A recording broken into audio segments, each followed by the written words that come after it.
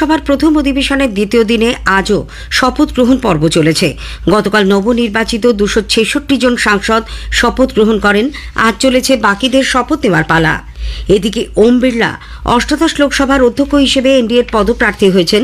অন্যদিকে বিরোধী আইএনডিআইএ জোট কংগ্রেস সাংসদ কে সুরেশকে তাদের পক্ষ থেকে অধ্যক্ষ পদপ্রার্থী করেছে। দুজনেই আজ তাদের মনোনয়নপত্র জমা দিয়েছেন। অধ্যক্ষ পদে নির্বাচন হবে আগামীকাল।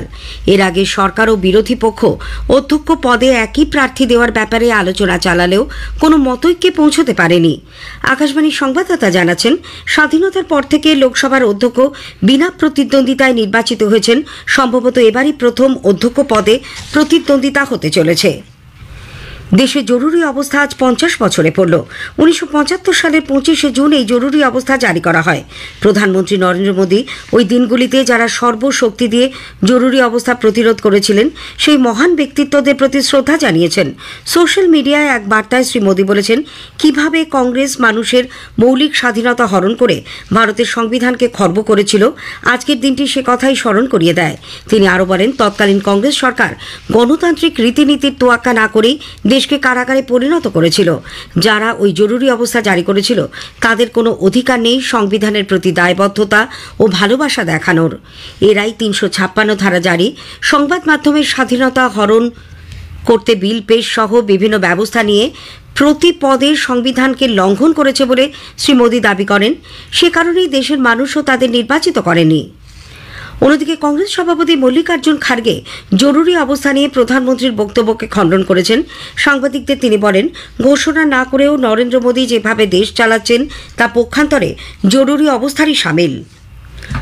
কলকাতা হাইকোর্টের নির্দেশে ভোট পরবর্তী হিংসায় আক্রান্ত ঘরছাড়া দলীয় কর্মীদের ঘরে ফেরাতে তাদের ও তাদের পরিবারকে নিরাপত্তা সুনিশ্চিত করার লক্ষ্যে বিজেপি নেত্রী প্রিয়াঙ্কা টেবরিওয়াল আজ বসিরহাটে গেছেন।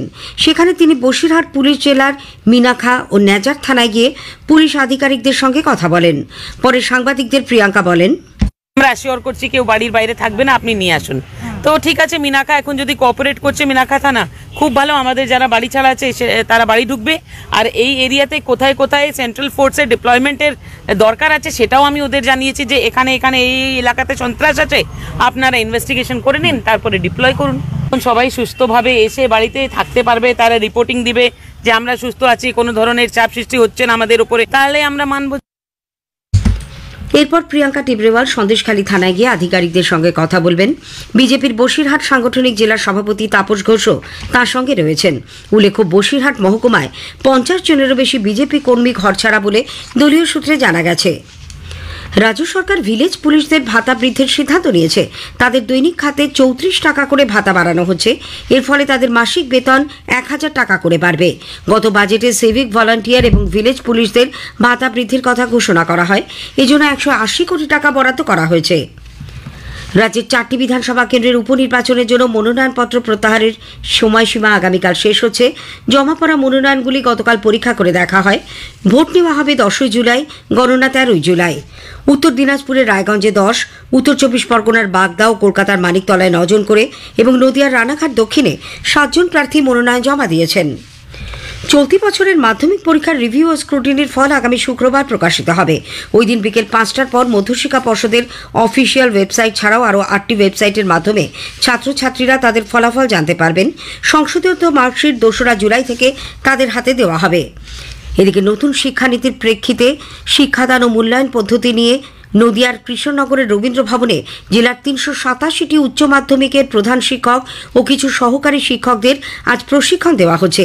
এই প্রথম উচ্চ মাধ্যমিক স্তরে সেমিস্টার পদ্ধতিতে মূল্যায়ন হবে। অফিসের ব্যস্ত সময় মহিলাদের যাতায়াতের সুবিধার্থে পশ্চিমবঙ্গ পরিবহন নিগম হাওড়া স্টেশন থেকে বালিগঞ্জের মধ্যে মহিলাদের জন্য একটি বিশেষ বাস পরিষেবা শুরু করেছে। পরিবহন মন্ত্রী স্নেহাশিস চক্রবর্তী আজ সকালে এই পরিষেবার সূচনা করেন। কলকাতা প্রিমিয়ার লিগ ফুটবল আজ শুরু হচ্ছে। প্রথম দিনে গতবারের চ্যাম্পিয়ন মোহামেডান স্পোর্টিং মাঠে নামবে। প্রতিপক্ষ ওয়ারি অ্যাথলেটিক ক্লাব। যাদবপুরের কিশোর ভারতী ক্রীড়াঙ্গনে খেলা শুরু সন্ধ্যে 7টায়। স্থানীয় সংবাদ শেষ হলো।